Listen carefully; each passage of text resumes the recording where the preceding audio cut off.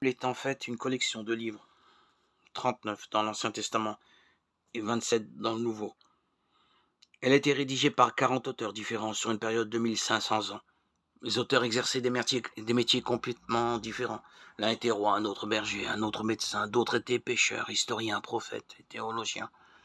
Il y avait même un fonctionnaire des finances, Matthieu, le percepteur d'impôts. Certaines parties de la Bible ont été écrites pendant que les auteurs se trouvaient au cœur d'événements extrêmement dramatiques.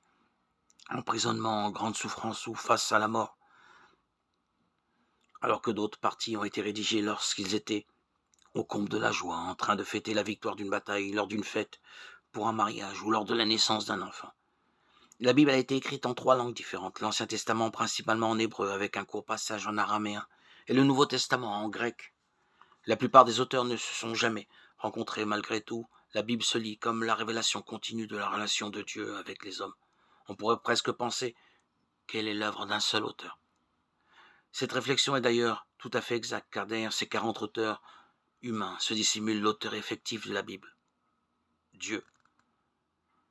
C'est en tout cas ce que prétendent ces auteurs de la Bible. Plus de 2000 fois, ils introduisent leur texte par des commentaires comme « Voici ce que dit l'Éternel ». Ils se présentent eux-mêmes comme prophètes ou porte-parole de Dieu. Ils œuvraient en donnant l'impression qu'ils avaient l'énorme responsabilité de faire connaître la parole de Dieu aux hommes.